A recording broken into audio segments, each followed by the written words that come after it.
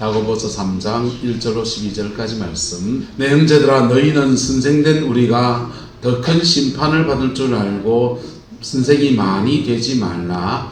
우리가 다 실수가 많으니 만일 말에 실수가 없는 자라면 곧 온전한 사람이라. 능히 온 몸도 굴레 씌우리라. 우리가 말들의 입에 재갈 물리는 것은 우리에게 순종하게 하려고 그 온 몸을 제어하는 것이라. 또 배를 보라. 그렇게 크고 광풍에 밀려가는 것들을 지극히 작은 키로서 사공의 뜻대로 운행하나니, 이와 같이 혀도 작은 지체로 돼 큰 것을 자랑하는도다. 보라, 얼마나 작은 불이 얼마나 많은 나무를 태우는가. 혀는 곧 불이요 불의의 세계라. 혀는 우리 지체 중에서 온몸을 더럽히고 삶의 수레바퀴를 불사르나니 그 사르는 것이 지옥불에서 나느니라.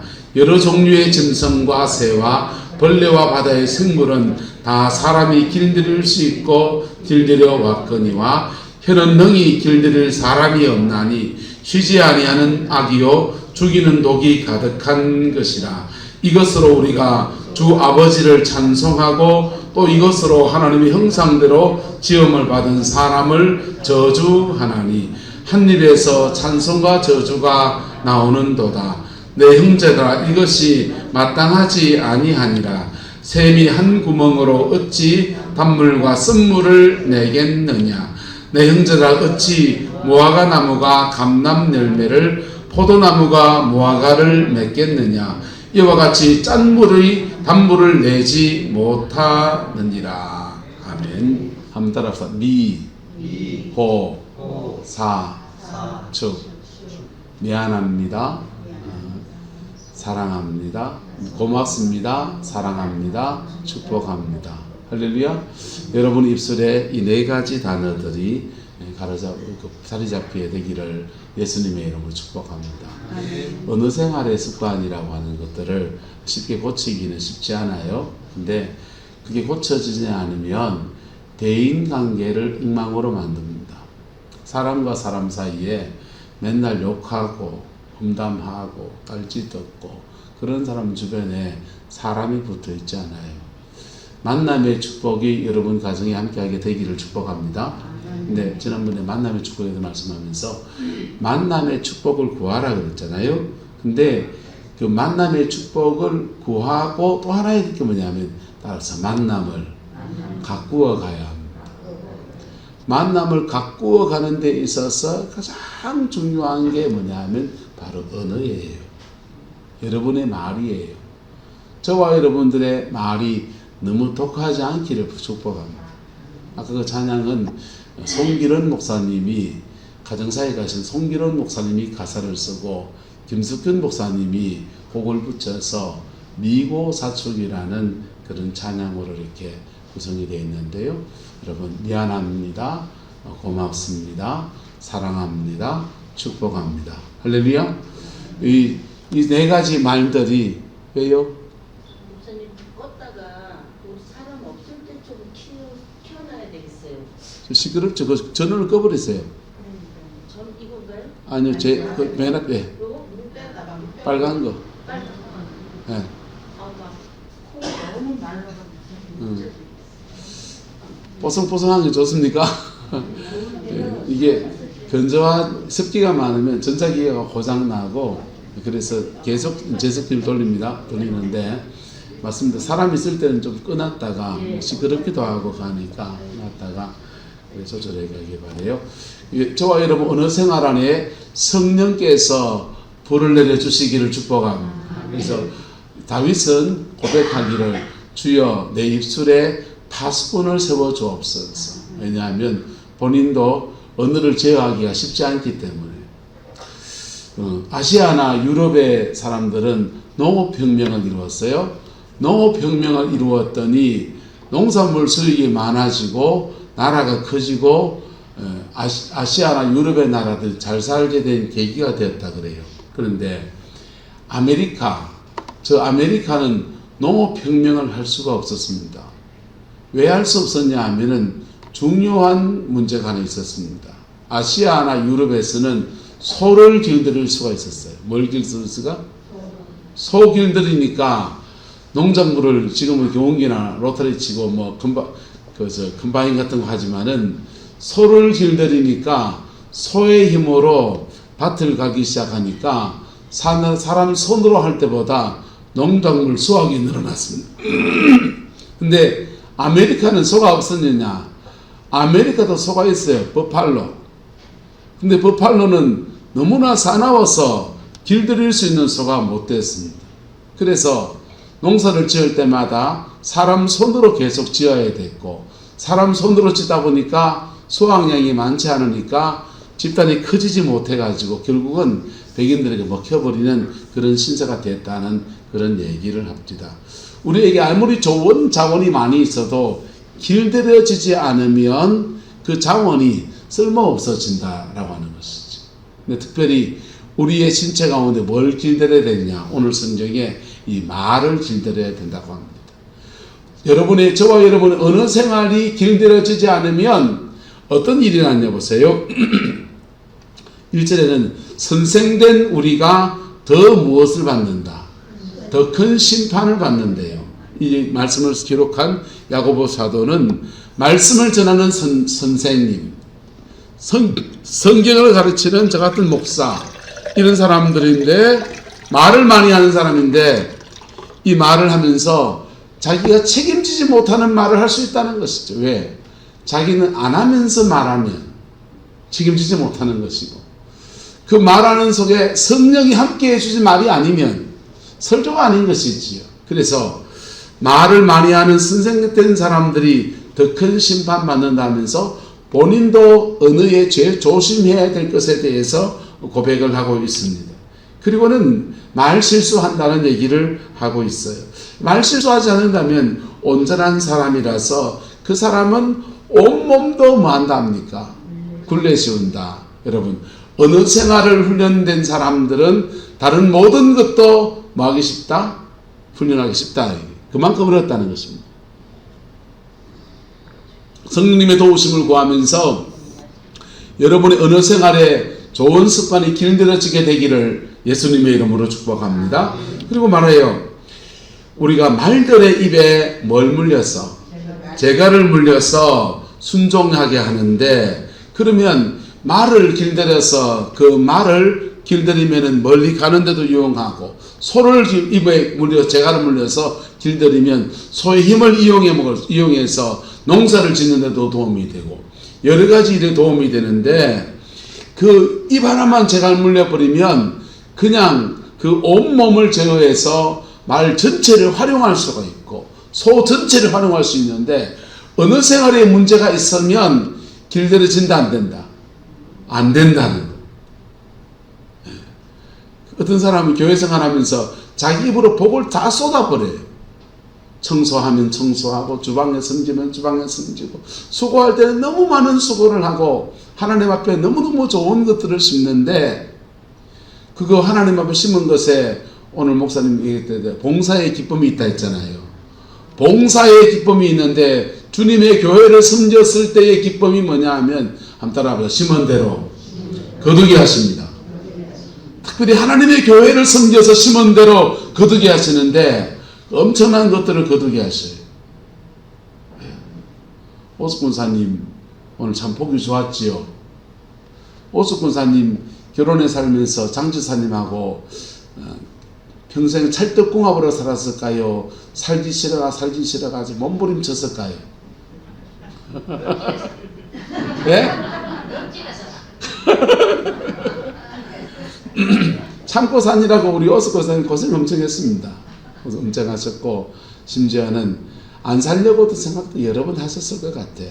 그런데 그 믿음의 고비를 지나서 이렇게 지나가고 그랬더니 이렇게 열매가 맺혀서 장 목사님 참 우여곡절 지나가면서 그렇게 아름다운 목회를 꾸려가시는 거 보면 보기 좋잖아요. 여러분, 열매 있는 게 부럽습니까? 열매 있는 게 부르면 여러분도 그 믿음의 그 여정을 걸어가기를 축복합니다. 한번 따라합시다. 걸음졌으면 장에 갑시다. 걸음져서 어디 가야 됩니까? 밭에 가야지. 그름젖은 밭에 가서 수고하고 믿음의 씨름을 하고 어느 시간을 지나고 나면 때가 되면 나도 장거리가 신나게 어디 갈 수 있고 장에 갈 수 있고. 할렐루야. 그 복이 여러분과 함께하게 되기를 예수님의 이름으로 축복합니다. 그 중에 우리가 오늘 목사님 말씀에 평강을 지켜라 했는데 평강을 지키는 데에서 중요한 요인 중에 하나가 말이에요. 말로 상처받고 가슴에 언어의 3초가 가슴에 30년 돼가지고 말로 한번 뱉은 것들에 자기 그 상처가 그게 배겨서 30년 상처로 흘러가기 십상이에요.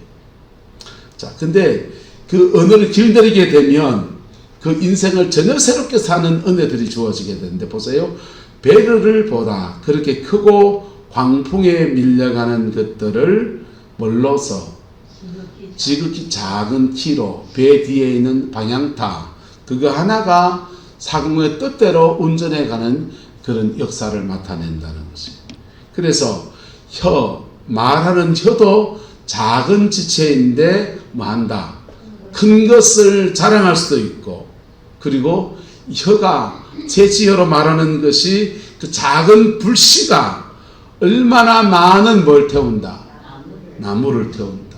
온 산을 불태우는 작은 불씨 하나처럼 우리가 퍼뜨린 설화 말 하나가 온 동네를 다 불태우고 그리고는 그 다음에요. 혀는 곧 부정적으로 쓰이게 되면 혀는 곧 불이요 불의의 세계라. 혀는 우리 지체 중에서 온 몸을 뭐하고 더럽히고 삶의 수레바퀴를 뭐하고 인생의 수레바퀴가 잘 굴러가야 됩니까? 가다가 접어져야 됩니까? 인생의 수레바퀴가 잘 굴러가야 되는데 그 인생의 수레바퀴를 불사를 수 있다는 것입니다. 그 살아는 것이 어디에서 난다? 지옥불에서 난다. 그러면 하나님은 세상을 창조하실 때 말씀으로 창조하셨고 그리고 아담에게 입술의 권세를 주셨어요. 그래서 우리 입술의 이 권세를 가지고서 우리가 믿음으로 선포하면 하나님이 행하여 나가시고 그런데 우리 입술에 하는 말로 부정적인 말을 하고 안 되는 말을 하고 험담하는 말을 하면 그것도 씨앗이거든요. 심은 씨기 때문에 그 심은 씨대로 자기가 그거는 근데 우리 입술에 안 좋은 말이 많이 붙어 있다면 어떻게 하면 되느냐? 여러분 절에 가면 스님들이 하는 수행법 중에 무언수행이라는 게 있습니다. 말을 하지 않고 인사만 하고 다니면서 계속 말을 하지 않고 수행하는 겁니다. 여러분 영어로 욕이지만 샷 마우스 입을 닫혀라. 좀 속된 말로 경상도 말로 아가리 닥쳐라. 여러분 근데 스스로 우리 입술을 좀 닫아봐요. 우리 입술을 닫으면 내가 하는 말들을 안 해도 상관없이 세상에 다 잘 돌아가는 것들을 너무 많이 경험해요. 대학 4학년 때 야고보서 이 말씀을 읽다가 도전을 받았습니다. 그때 두 개의 말씀에 도전을 받았는데 욥기를 읽다 보니까 욥이 여자를 주목하지 아니하며 이래 돼 있더라고요. 그래서 대학 군대 갔다 와서 제대하고 나니까 여대생들 얼마나 이쁩니까? 이쁜 여대생들이 눈이 돌아간 여대생이 그래 많은데 욥은 보니까 여자를 주목하지 아니하며 그랬더라고요. 그래서 주여 나도 말씀을 붙들고 살아보겠습니다. 여자를 주목하지 않겠습니다. 아줌마만 보겠습니다. 그게 아니고 여자를 주목하지 않겠습니다. 마음 먹고서는요. 큐티에 그날 큐티에 여자를 주목하지 않으리라. 그러니까 구체적으로 어떻게 하면 주목하지 않을까 생각해 보니까 사람을 정면으로 보면 계속 주목하게 되더라고요. 그래서 땅을 쳐다보고 다니는 거예요. 땅을 눈을 45도로 이렇게 내려가지고 땅을 쳐다보고 계속 다니는 거예요. 땅을 쳐다보고 다니는 것을 한 달 동안 해봤습니다. 그리고 오늘 본문의 말씀 입에 자갈 먹인다. 제갈 먹이는 것을 그때는 농촌에 산지 어릴 때 산을 잘 몰라가지고 안 먹어가지고 이 자갈로 봤어요. 그래서요 돌을 넣어 다녔습니다. 요만한 돌을 입안에 넣어가지고 다니면서 한 달을 돌 넣어 다니고 살아봤어요. 근데 돌 넣어서 다녀보니까 어떤 게 느꼈냐 하면 내가 평소에 참 쓸데없는 말을 많이 하고 있구나. 두 번째는 말을 안 하고도 충분히 살 수 있구나. 사람들 중에 성격상 과묵하고 말씀이 없으신 분들이 계셔요. 성격이 내향적인 사람입니다. 오늘 이렇게 권도원 장로님이 그런 말씀을 하셨는데요. 한의학 쪽에 선생님이신데 이 장로님이 심장과 폐 기능이 튼튼한 아이들은 말을 많이 해도 피곤하지가 않대. 그래서 어릴 때부터 말하면서 생각하고 생각하면서 말하고, 그래서 이런 분들은 성격이 외향적이 되고 사람들을 많이 만나고 말을 많이 해도 피곤하지 않으니까 그냥 말을 잘하는, 언어 훈련이 잘 돼서 말을 잘하는 사람이 되는데, 문제는 말하면서 생각하고 생각하면서 말하다 보니까 정돈되지 않는, 머리로 꼭 이 말을 해야지 정돈되지 않은 말을 부도수표를 내버리는 거예요. 그게 외향적 사람의 특징이랍니다. 여러분, 반대로 내향적인 사람들은 말을 많이 하면 심장과 폐 기능이 약화돼요. 대부분 그렇죠? 내향적 사람들은 몸이 에리에리하잖아요. 그래서 말을 많이 하면 피곤한 거예요. 피곤하니까 생각을 한참을 해서 생각 안에서 말을 다 정리해가지고 결정적인 말을 한마디를 하고, 그리고 그 말 한마디 한 대로 결정하고 말하니까 말 실수는 적은데 대인관계가 좀 약하고 그런 장단점이 다 있는데, 여러분 보시기에 저는 외향적인 것 같습니까? 내향적인 것 같습니까? 저는 외향적입니다. 그래서 말을 많이 해도 피곤하지 않고 말을 하면 할수록 에너지가 자꾸 성화나고, 대신에 생각하면서 말하다 보니까 준비된 말보다도 그 순간에 즉흥적인 말들이 강해서 때로는 말의 실수를 하는 것이죠. 제가 그런 문제가 있고, 여러분은 어떻습니까? 내향적인 사람들은 생각 속에서 너무 많은 생각들을 하고서 말을 한마디를 해요. 그러다 보니까 말하면서 풀어야 될 스트레스를 풀지를 못해요. 그리고 과묵하긴 한데 저 사람 속을 모르겠다는 소리를 듣습니다.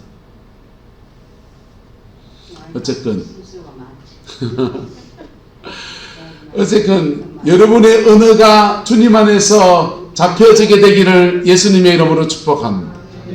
그리고 아까 찬양처럼 미고사축, 관계를 파괴하는, 관계를 활성화시키는 복된 말들, 미안합니다, 사랑합니다, 고맙습니다, 축복합니다, 할렐루야. 이런 언어들이 여러분을 지배하고 여러분을 다스려가기를 예수님의 이름으로 축복합니다. 그러다 보면은 사람이 붙고요, 여러분의 말 한마디에 말한 것을 실천해가는 그 사람들을 보면서 여러분 그 말에 권세가 붙기 시작합니다. 그래서 그 말이 보세요, 언어의 권세, 성령 안에서 여러분이 특별히 말하기 시작하면 그 말에는 뭐가 있다? 권세가 있습니다.